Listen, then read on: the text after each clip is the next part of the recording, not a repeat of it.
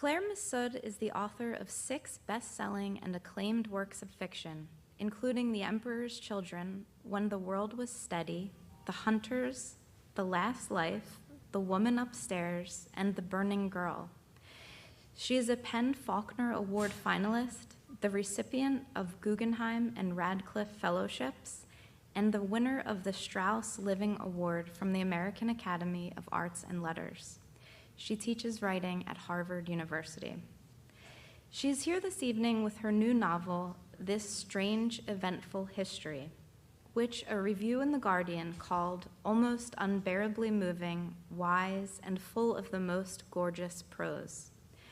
She'll be joined in conversation this evening with Laura McGrath, Assistant Professor of English at Temple University and a National Endowment for the Humanities Fellow.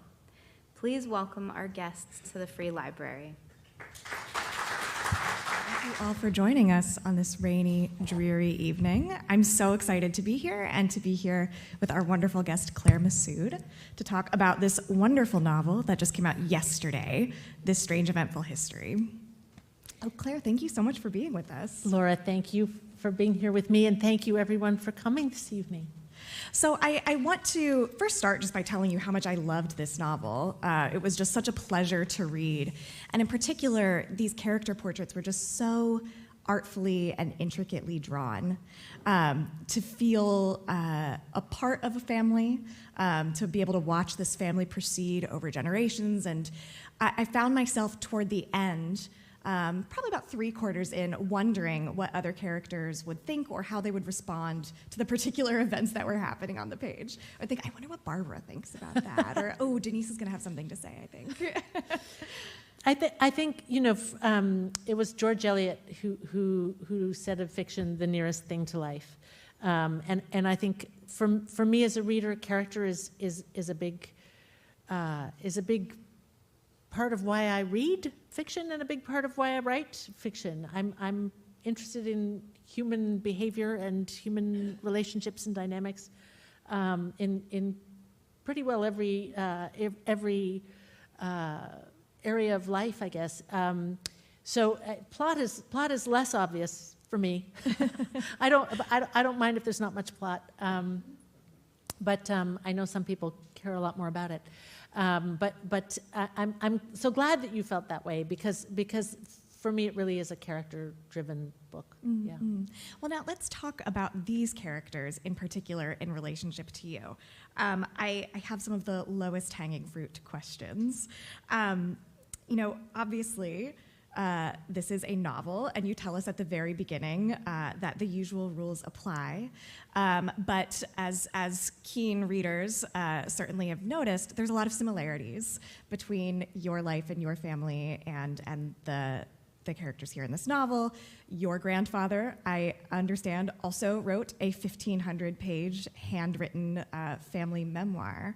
And so I'm curious about your relationship to this source text, your relationship to these characters before you began. Right. So it is in the most. It isn't. I can't say autobiographical because it isn't so much about my life, but I guess it is the most drawn from life fiction that I've ever written. That said, I was explaining to somebody the other day because I think it's hard for people who. I think it's hard for people to understand sometimes that fiction writing always involves making things up. that actually I would contend that a bunch of nonfiction writing also involves making things up in varying degrees. And so I was likening it to papier mâché. So you have a form, and then you're sort of swaddling that form with all sorts of gunk, and then you end up with a shape that is related to what you started with, but maybe quite far from it in places. So yes, these. So my grandfather's. It's perhaps worth saying that the novel covers spans 7 decades, from 1940 to 2010, and there's a sort of section each decade with different points of view in that section.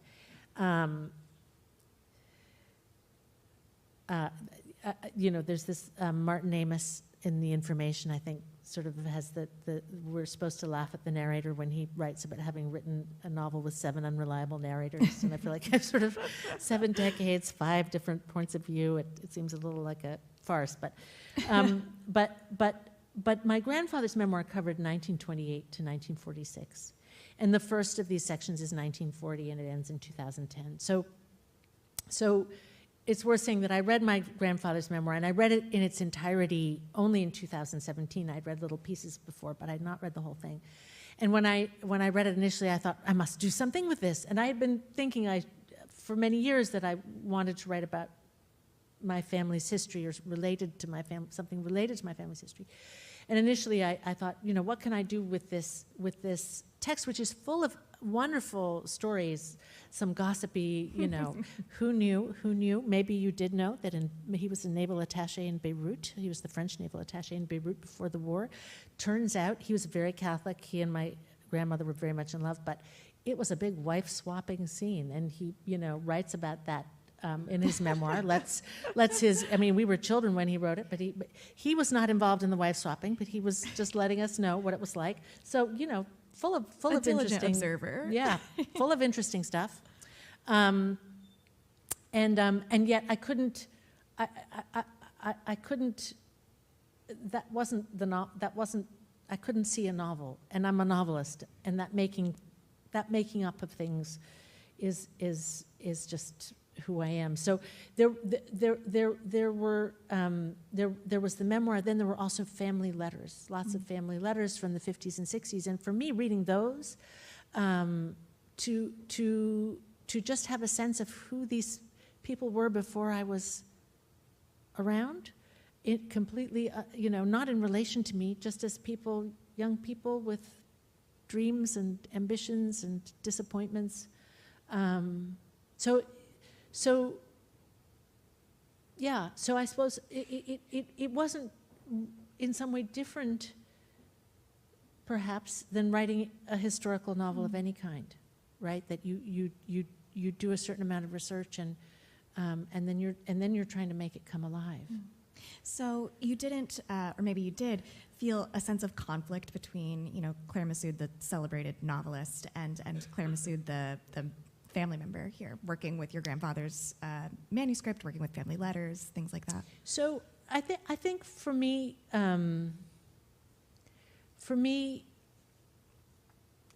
there's several things I'd say. One is that papier-mâché sort of process is mix a metaphor, some sort of crucible. There is some sort of transformation, and fictional characters become themselves, and they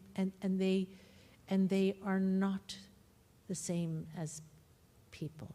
But one of the reasons I couldn't have written this novel sooner is that I think I had to reach everybody. It's not just that everybody has died of older generations in my family. It's also that I think for me to reach a point where I could see them or some version of them, an imaginary version of them, just as people, not as my people, but just as people. And so I think in that sense, I can't explain, it was a joyous experience for me to write this book. It was an effort to see, obviously, a fictional version of these lives, but to see clearly, warts and all, with love, right? In a sort of an exercise of Buddhist compassion, if you will, Yeah. You said just a bit ago that when you found this memoir, when you finally read it in its entirety, there was a sense that there wasn't a novel at first, but then it kind of came about. You've written memoir, you've written in essays. I'm curious about what made you turn to a novel in order to write this, the novel form as a part of your plan for this book, right? Why not publish this simply as a memoir? What did a novel let you do with these characters? There's Penelope Fitzgerald's novel, The Blue Flower, which is a really beautiful and wonderful novel, is about Novalis, and it has an epigraph from Novalis, which I will now mangle. Literature exists to fill the gaps of history. So if my grandfather writes, there's in the first section of the or the first 1940 section of the book, there's a scene that is imagined by me, but the bones of which are in his memoir, which is about being in Salonika, which is now Thessaloniki, in June of 1940, having sent his wife and children back to Algeria, and on the day of the fall of France, being invited to having been invited beforehand to a reception at the Romanian consul's residence, and the Romanians were were known to be pro-Axis. They were. I don't know if at that point they had revealed themselves, fully Nazi, but they were. But what he wrote was that the wife of the consul took him aside, and before he ever went into the party, and weepingly said, "You need to understand that we are. My husband and I are with you. We love France. We have to do what we have to do because we are the envoys of our government, and if we don't, terrible things will happen to us." Anyway, so he wrote that. That's a paragraph, and now it's a scene of, I don't know, it's some pages with details of what people are wearing and what the room is like, and I think that's, to me, that's what fiction is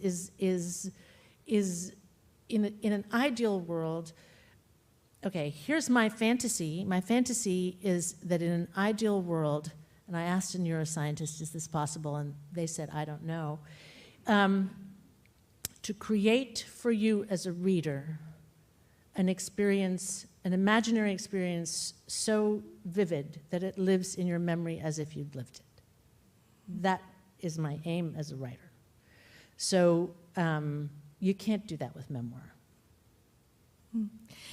I love that, and I have a million questions I want to follow up, but one of the things that I thought was really fascinating is even as this novel is allowing you to kind of inhabit the consciousness of these other people and write through the interiority of Gaston or Francois or Denise, there's two people in this narrative that feature largely in the family, but don't have these focal characters, that you choose not to inhabit their consciousness. And that is Lucienne, the matriarch of the family, and then Lulu, Chloe's older sister, who is Lucienne's granddaughter. I think I've got all of that correct. I'm curious about that choice on your part, the sort of limit to your authority as an author, and that choice to allow those two characters to continue on with their thoughts, maybe not eavesdropped on. Absolutely. So Lulu's quite simple. I have a sister. She is alive. She has a life. She doesn't, I wouldn't presume to imagine a life for her or thoughts for her. She's read the novel. She says she loves the novel. Who knows if she loves the novel, right? but she very graciously said she loves the novel. She's a good sister. She's a good sister. But that was a very practical decision I made early on, that before I started writing, that there were certain parameters. The decision not to have Lucienne speak or see things from her point of view is actually, I think there are lots of there are various, and maybe not lots, but various aspects to that, and one is that she is in some way a cipher onto whom much is projected by pretty well everybody else. maybe not Chloe so much, but all the others, and a sort of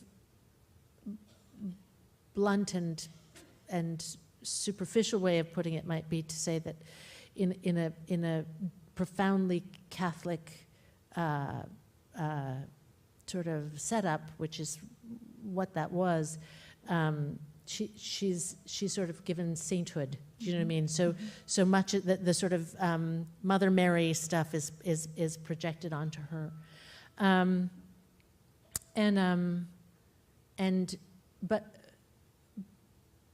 but I also think that it's probably true that person who as a person I knew only because she had dementia by the time I was really sentient, so I knew only much later through her letters, and they were wonderful letters, and in fact she wrote letters to us in French when we were children, which I have some of now, and and they're wonderful, but I didn't really pay attention to them, probably didn't have enough French to understand them when I was a kid. So,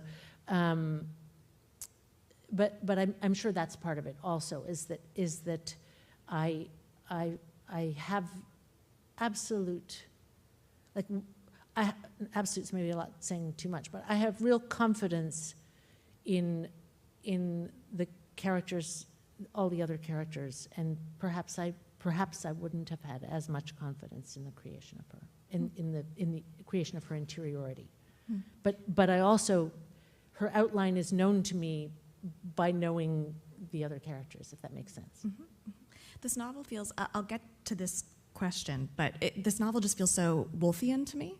And I'm struck by your description of Lucienne as this cipher, because the different parts of the novel reminded me pretty strongly, were so evocative of To the Lighthouse to me, that it's interesting to see her as sort of Mrs. Ramsay sort of character as well, moving through this novel as this centrifugal force, and yet at the same time, not entirely alive in the same way that all of the other characters are, or not portrayed with the same sort of intimacy as others are. Right, absolutely. And it's interesting.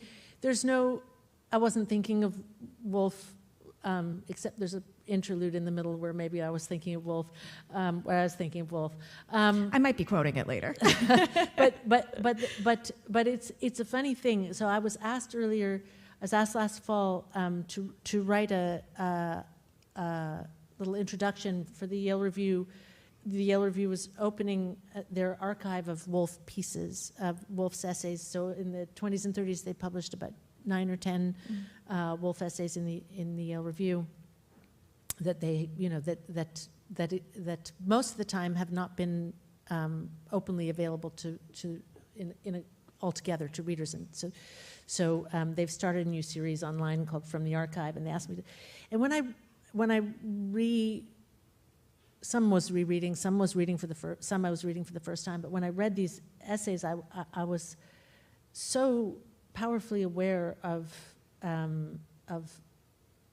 how much my sort of literary understanding of the world had been shaped by her when I was young, right? That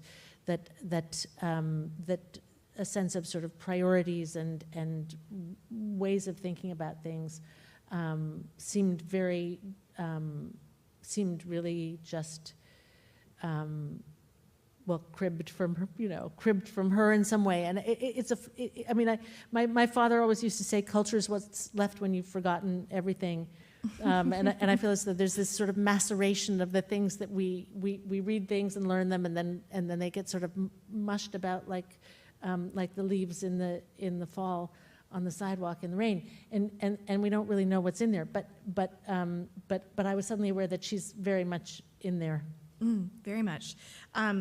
I want to come back to Woolf in a second, but I want to set her aside and think about another sort of patron saint of 20th century letters, which is the prologue, which is written in Chloe's voice and your voice.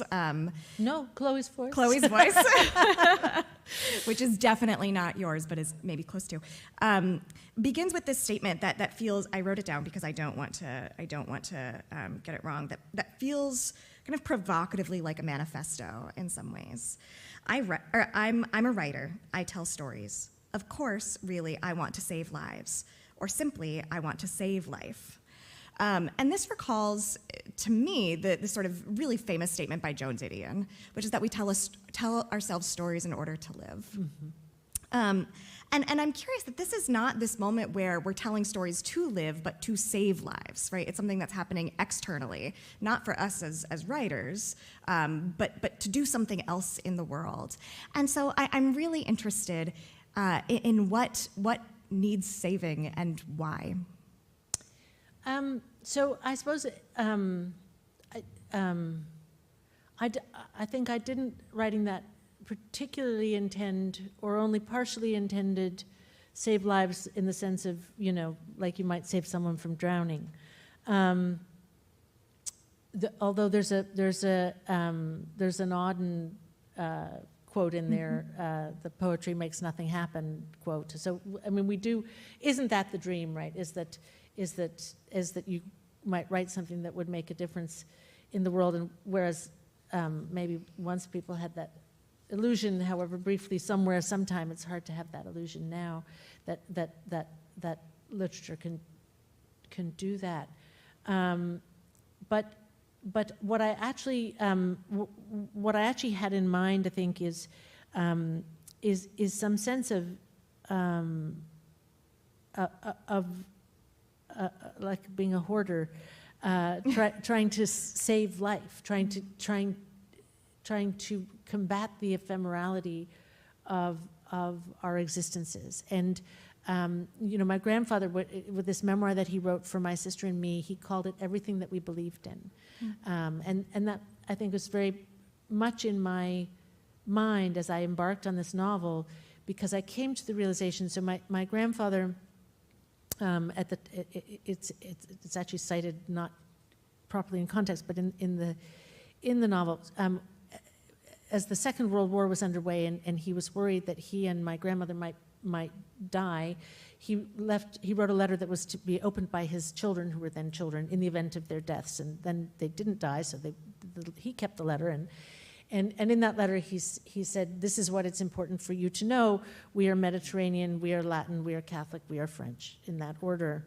And so when I read that, and I'm a North American non-practicing Protestant, I'm aware that everything that they believed in is quite far from what I was brought up to believe in.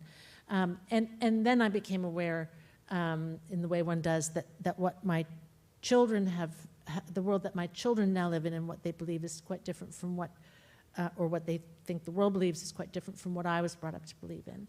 And one example I might give of that is that, with all its, I think we've sort of noted the bad stuff of a sort of late 20th century worldview and ditched some of the good stuff. And some of the good stuff was that in that post-war time, people really optimistically wanted to begin again and build a new world. And in that new world, I was brought up to believe by my parents, nuts that they were, that boundaries would come down and things, the hybridity would flourish, and tribalisms would die, and that was the sort of progress we were making towards a beautiful future where everybody would get along. Which, for some brief moment, for much of my life, but I think the sort of apotheosis for me was, when Obama was elected president, and I thought, look, there's somebody whose life is as weird and confused and made up of as many disparate things as my life, and that person can be president of this country, and look, that's where this country is going. But my kids were little then, and 8 years later, the America into which they sort of came into awareness is a really different one, and one that it's not just America, it's the whole world. We're in a time of walls coming up and boundaries coming up and tribalism's resurgent and strongmen, so part of, sorry, I'm talking at Blue Streak, but part of, I guess, what I hoped in the novel to convey is this sense of time, right, and how each of us, we live in our time and we're shaped by our time, and our beliefs are part of that time, and for both good and ill, right? So that we struggle with the limitations, but also sometimes the great things about our time, but that those things will change and evolve, and that yet if we try to have some perspective and retain some sense of that evolution, that could be helpful in our lives, maybe. Well, I love that. I mean, that's your literary fantasy, right? How can we possibly write a book or communicate in a way that would allow someone else's memories to be fully mine? But then also, as we see in this book, how could you possibly develop this sort of intense empathy, right? That you could inhabit the consciousness of someone else. I was looking here. I was not trying to rush you at all. I was thinking about this section that I think I had written it down, but now, of course, I can't find it. But I was so drawn by, in the passage where you're talking about Rushdie and about the sort of radical secularism of the way that literature might communicate, might allow us to connect in a space that is both timeless and also timeful, that I thought was just really, really lovely. Well, I think it was such a, there's a section that's set in the late 80s when the fatwa was issued against Rushdie, and that was like a, it was like I think for many of us, I was young, it was just this like weird perspectival shift and this strange sense of different centuries in the world at the same time.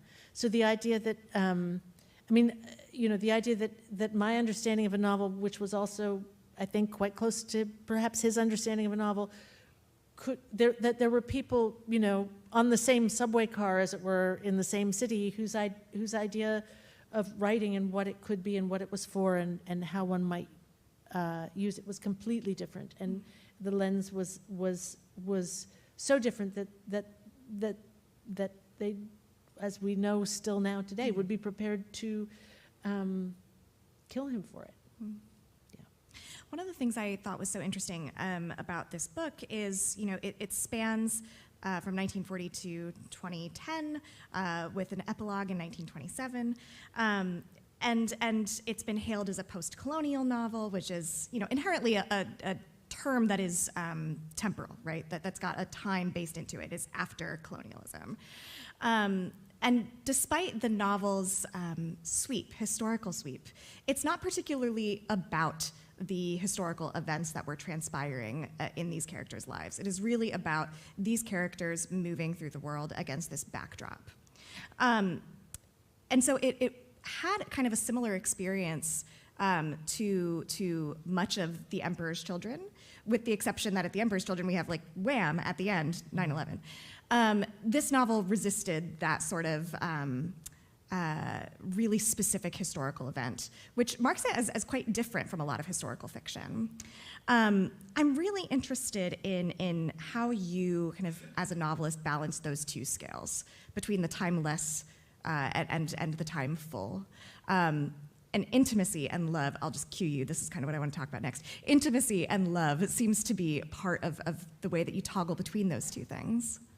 I think novelistically, right, the nearest thing to life, going back to that Eliot quote, I also have in my head a line from Larkin, "Where do we live but days?" I mean, we live in history, all of us, and yet we live in days, and we live in families, and we live in. So I actually, you wouldn't know it 48 hours later, but I had my hair blow dried in Toronto. And this very nice, it was as if the heavens had sent this nice young woman to me And we were chatting, and she is Ukrainian and Italian, and she moved to Toronto to seek a better life. She had moved already because of the war from Ukraine to Italy, and then she moved to Toronto. And she said, and I said, do you have family still in Ukraine? And she said, yes, my mother, she was in Italy with me, but she wanted very much to go back because that is home. And so she's there. And I said, but she's far from the fighting. She said, no, she's not far from the fighting. The fighting, 20 people were killed 10 minutes from her house. And then she said, and it's crazy. I speak to her on the phone, and she's laughing and, making cakes and having friends around and dancing. And she said, you read that kind of stuff in novels and you don't believe it goes on. But where else are you how else are you supposed to live? That's how you live. So that's how we live. And so that's what I wanted to write about, is how we live interacting with history, shaped by history, surrounded by history, and forgetful of history at the same time, right? And the only way sometimes to be able to go on is to forget about history for the day and worry about whether your child has, lunch made or calling your mom to see how she's doing, But that seems to me, if what I'm trying to do as a writer is convey something of what life is like, that's I think in my experience, that's what life is like. Mm-hmm. I think related to the issue of timelessness, timefulness, was also a transience and permanence. In as much as these characters are kind of moving generationally, they're also moving internationally, and yet looking for and kind of always alluded by this sort of permanence of love, right, and the permanence of home. One of the sections that I loved that to me felt exceptionally Woolfian was towards the end, as Chloe is kind of packing up or at the her grandparents' apartment, and looking all around it, looking at all of these objects, and she gives this litany of objects. Every item was known to me: the photographs of us as toddlers, as teenagers, the ancient shower head in the bathroom of our girls' bedroom.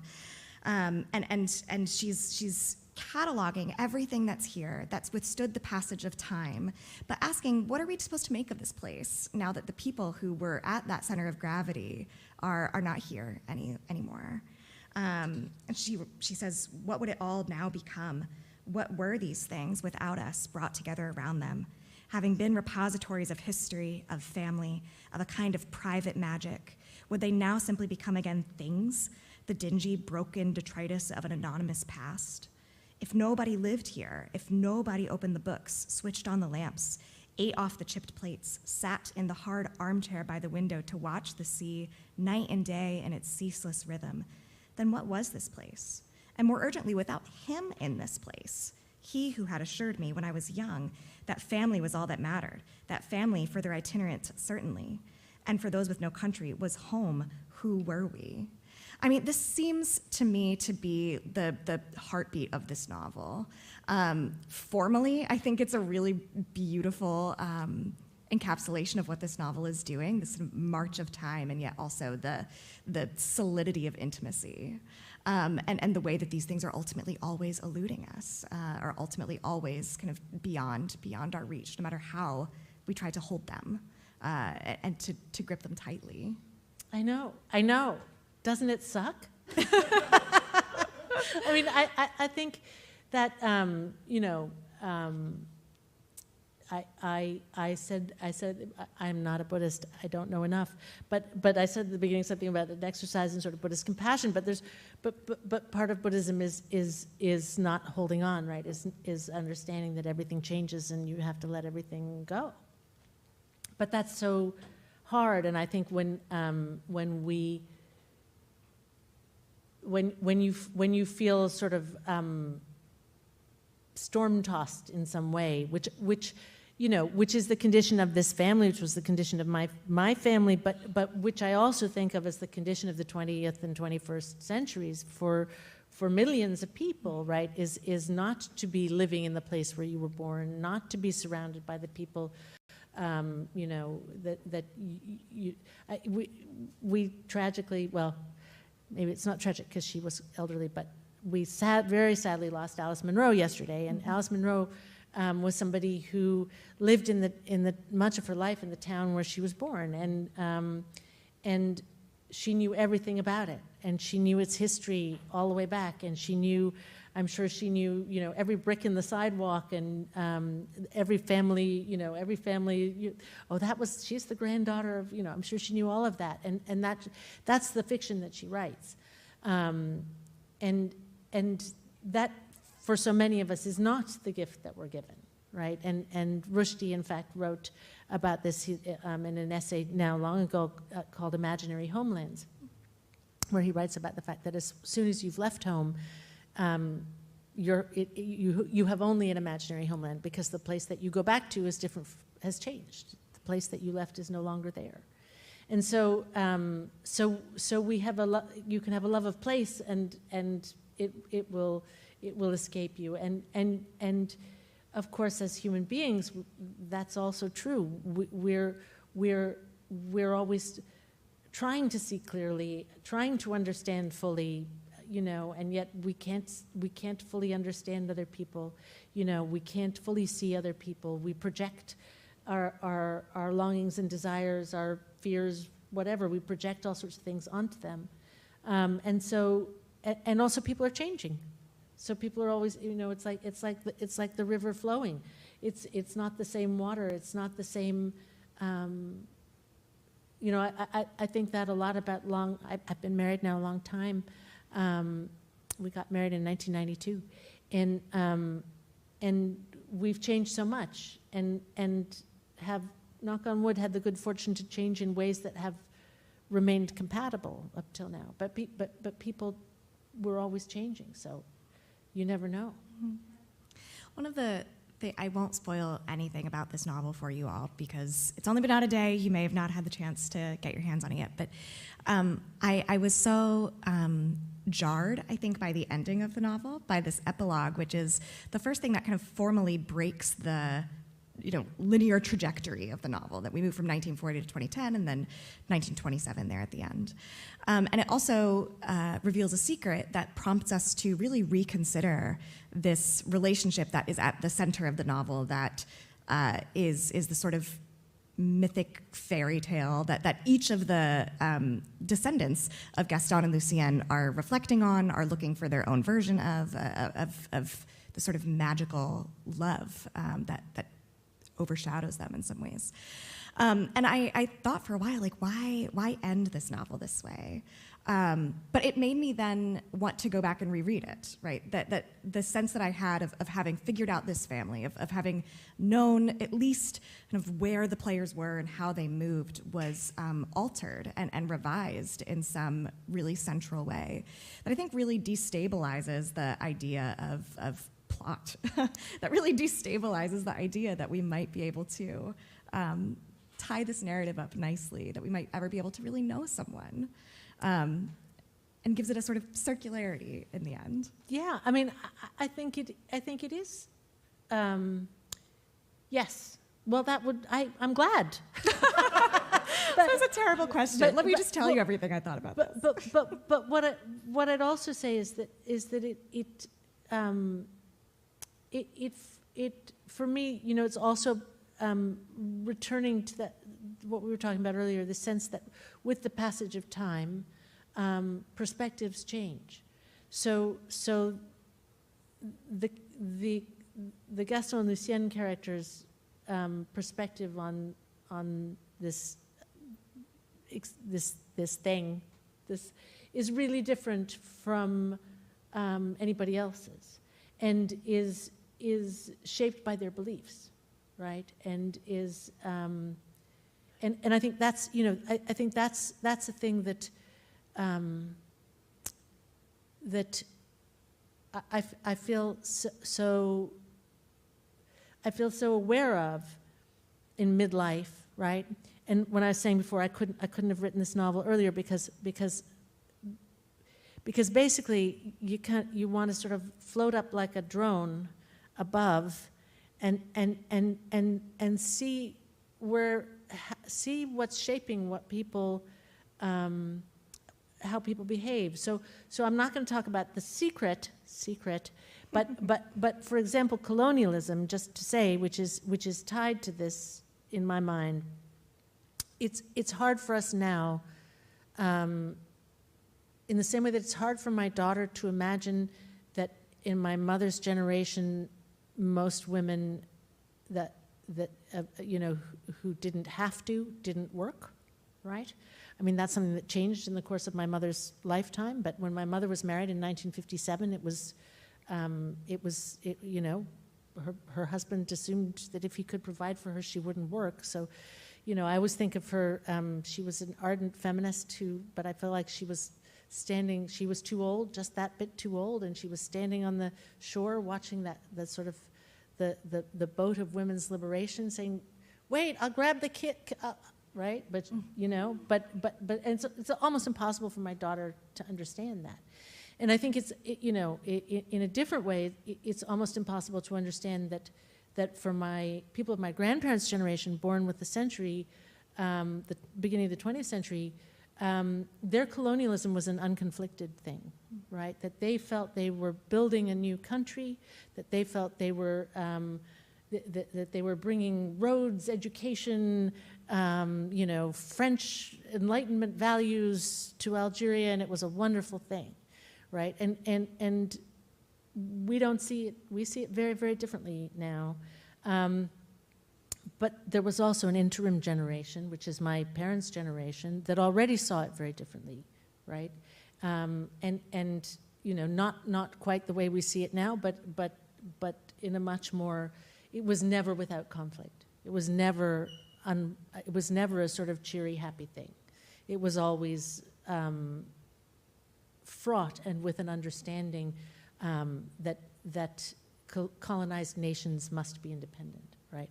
So that's in the span of 100 years, which isn't in the scheme of the world that long. This evolution, and it's very easy for us to think, oh, but we've sorted everything out now. In the same way we all think our parents never had sex, like, oh, we've got it all sorted out now. And I think to myself, but people in 20 years will look and say, people got on planes to go for book tour? What the heck? Like, with the environmental crisis, just got on a plane? That's insane. That's insane that people did that. And yet here we are, and I got on a plane to come here today, right? So I feel like we don't know how it will change. And it's useful, this is my last point, but it's so interesting and useful to think about historical fiction as also projecting that future for us as well, as not only narrating a past for us, but projecting a future, however open-ended, but at least a way of being. Yes, yes, absolutely. But for me, it's just, I think for me, in a way, the key thing is that sense of this bigger arc, that sense that we aren't just in our moment, right? That there is a past and there is a future, and I'm very troubled by it because I think it's sort of true. There's a Valeria Luiselli in her wonderful Lost Children archive. There's a passage where she says something has happened. She published it in 2019. She says something has happened to time recently, and the future has disappeared. There's only the now. And I feel like if the future disappears and there's only the now, the past also disappears, right? It's a breakdown of everything.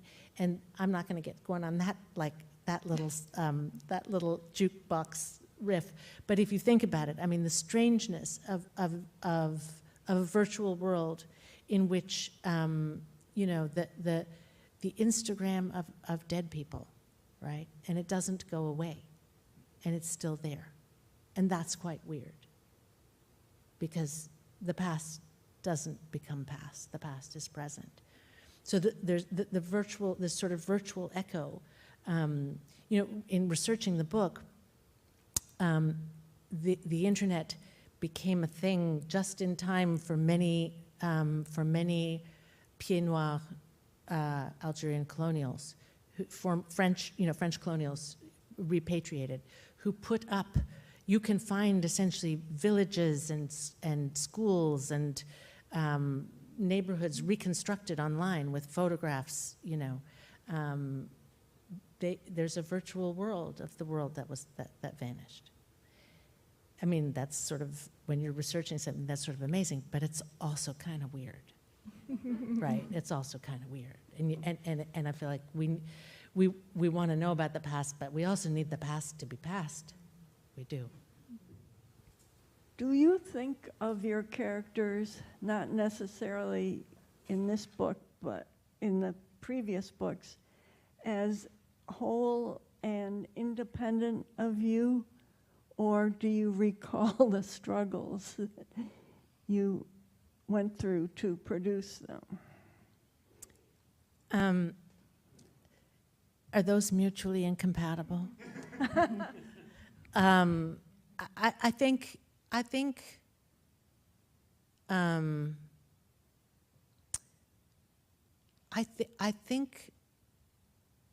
it seems a little embarrassing to say that I think of them as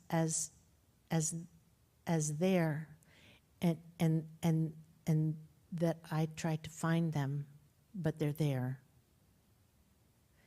And then when I go away, in principle, they would still be there, which sounds sort of like the internet, which may not be a good thing. Can you tell us, to the extent that you are able, the history of your grandfather's predecessors? I mean, they came to Algeria from France at what point? And when he listed his labels and you put Mediterranean as the first, so I would, based on that, kind of lean toward figuring, well, they were from the southern part of France, but how in his head did the resonating history of his family line up? It's just so fascinating the way he saw himself as Mediterranean before all those other things. Right. Well, so about which I'd say several things. One is that specifically my paternal family, but also the Pieds Noirs community more broadly, was not simply French. So my own ancestors were French, Neapolitan, Majorcan, and Maltese. So they were all Mediterranean. And there was in French Algeria a social hierarchy of that, French was the highest in that hierarchy, and Maltese was the lowest. So Maltese was the closest to indigenous Algerian in that French hierarchy that you could be. So my surname is a Maltese name. It's a distortion of a very common Maltese name, which is Messud, as my father always would say, because it's Messud, but people think it's Messud, and Messud means happy in Arabic, but unfortunately Messud means crook. So we're descended not from the happy people, but the crooks. But that I think it's really something to see in the course of researching. There are places that I went to, like Thessaloniki and Beirut, and of course places in the south of France. Toulon is where my father's family were, but I didn't go to Algeria. So but I've seen photographs, and all of those cities look the same, right? They all are laid out in similar ways. it's always the white buildings, it's always the palm trees, it's always the plazas, it's always the port. And that's a colonial thing in part, right? I mean, different iterations of colonialism, but I think that that identification of the Mediterranean as a isn't it Brodel, the French historian, who's the guy who came up with the idea of la durée. I believe his one of his important texts, maybe his most important text, is about the Mediterranean as a sort of geographical, cohesively geographical place, and I think that's a whole other conversation that's quite interesting, because if you want to get, if you want to then enter into, whiteness, not whiteness, the Mediterranean is a really interesting and complicated. I went to Sicily a couple of years ago, and we rented a house, and we're looking out on a little island where the Punic Wars were fought. Right? It's all just there, that history. And of course, Carthage, we don't know about Carthage because the Romans won. But Carthage, they were Phoenicians, which is what the Maltese also are, which is essentially Lebanese, Syrian, right? So the movements through history, parts of Sicily have a lot of Arabic cuisine and North African food and also words, language, right? Because the movements in the Mediterranean were such that it was precisely that sort of, even with all their wars, it was a hybrid, porous world. Quite anxious to read your book. I read the review in the New Yorker, and I'm glad I read that before I tried to tackle the book. I'm glad I heard you too. Upton Sinclair took 13 novels to cover Lanny Bruce's history from the year 1900 to 1950. So my hat's off to you for, that was kind of pre-Forrest Gump. He did all the kind of stuff that met all the world leaders. But I'm really anxious to read this. You do that between the covers of one book. The tour de force. Well, who knows if I do? I try. It's like I was saying before. It seems the other thing that besides the Martin Amis novel, I also keep thinking. This is years ago, back when Tom Cruise and Nicole Kidman were still married. They made that movie called Far and Away. Does anybody remember? I never saw that movie, but I saw the trailer for it. It was about a couple who started out in Ireland and then came to the States in the 19th century and went west and homesteaded and all of that. And it spanned 70 years, and in the trailer you could see they were that as the scenes progressed, they were putting sort of grease paint on their faces, Nicole Kidman now has lines here. Oh, now we've sprayed her hair gray. And I remember seeing the trailer thinking, that is a dog. That movie's bad. That movie cannot possibly be good. So there is slightly that worry, about but here's another thing. I said to my editor in the beginning, I was like, I'm going to write 5 novels, 5 short novels. And she said, no, Claire, you're not going to write. You're not. You're going to write one novel. So. Hi, Claire. So we were talking earlier about how we're all moving through the passage of time and we're all changing over this time. And I'm curious, as you reflect on this project and your career, how have you changed as a writer? And what has been sort of surprising or uniquely challenging about this project? It's very nice to see you. How have I changed as a writer? This project was challenging in all sorts. It took a long time to get writing. I was, researching 10 years ago. So this figuring out how to tell it and that took a long time.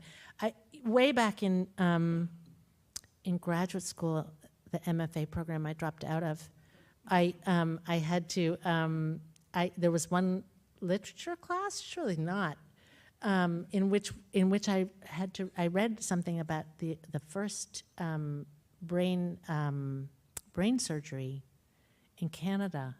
Do you all know about this? You have to be awake when they operate on your brain, and it was discovered that if you, I hope I'm not making this up, but if I am, heck, that's okay. That if you put a probe in, like, it's literally all in there. So in this initial surgery, the patient awake with the top of her head opened up, and then all of a sudden, you put the probe in, and she says, "I'm on a lake in northern Ontario. It's August. I'm in a canoe. I'm with my dad. A bird goes by. I'm 12 years old, right? Like, it's all just there. It's just all there." And so thinking about the form of the novel, like that was in the end what I was thinking about for the form of the novel. It's like you put the probe inside the brain and it's there, right? And it's just those moments are there, and you don't have to. And then people can imagine whatever they want in between. But you asked how. You didn't ask that. You didn't ask that. Well, I think the scale of it, and then also this thing of writing about. I had always studiously avoided writing about real people. Indeed, it was mysterious to me. I published this novel, The Emperor's Children, and 3 women said to me, "Why did you write about my husband?" and I said, I didn't, and I really didn't. So go figure. But this time, I really did draw on, and so for me, that was a sort of a hurdle to get over. But I also, I think I've to throw out a little French. I've reached a certain stage of je m'en foutisme in life. I feel like. There's a line in Arundhati Roy's The God of Small Things that recurs, where one of the characters keeps saying, "We're a viable, diable age," and that character's like 32. And you know what? I'm a viable, diable age, and I feel like it's now or never. And there we go. So you got to do what you got to do. When I heard your novel coming out, I was kind of talking about the past coming back. I was like, wait, this sounds like a novel that I've already read by her, The Last Life. And I wondered if you could just talk about maybe the similarities or the differences between the two, because they do sound really, really similar. And so I'm curious to see how they differ. So yes, I published 20-ish, 20 and a bit years ago, a novel, no, 25. Maybe the last century. It's strange because I'm only 27. A novel called The Last Life, which is set in the south of France. And having said just now that I studiously avoided writing things that could be connected to real people, that was a story about. I thought I was so clever. There was a family that my aunt worked for who had a series of dramatic events, and I thought I would make that family pied noir. And so I wrote about, from the point of view of a young woman named Sagesse. I wrote about the pied noir history, but also about this family. And then I showed it to my aunt, and she said, "Well, they are pied noir." Oops. Yeah, oops. But anyway, but that there's a locale, like, so the south, the Toulon sort of aspect is a similar place. The families are quite different. Really a lot of the a lot of that novel is completely made up, and a bunch of this novel is made up, but the scale of this novel is completely different. So one of the things also that is, there's a little bit of there's a little bit in Algeria in 1940 and in the 50s, but there are lots of other places. One of the things about I often think about maybe I digress, but there are also more characters, but a lot more characters in a way, or perspectives. My dad, I think of his experience as being as if you took he couldn't wait to get out of Algeria, and but I think it's a little bit like if you decided to take a rocket to the moon and then the Earth blew up behind you, and you turned around and it was gone, right? So it wasn't that he wanted to be there, or even, you know, it's just that he didn't think when he left that it would suddenly be gone. And so and that's an experience that my father's family had as colonizers, right, as white colonials. It's also an experience that all kinds of people with all kinds of backgrounds have, and that they have to leave where they were from, and it isn't ever the same. And that's to some extent true of the lovely young woman who blow dried, whatever that like who did my hair the other day, right? Like the Ukraine that she left, the country that she left, she can't go back to. Whatever she goes back to, if she does, it'll be completely different. So in that sense, there's an overlap thematically, but the books are the books are completely different. And I would say they're also different in the way that a 32-year-old and a 55-year-old are different. A lot more death, eh? Well, Claire, thank you so much for being with us tonight. Thank you for chatting with us. Laura. about the book. Thank you, everybody, Thanks all of for you. coming. Thank you.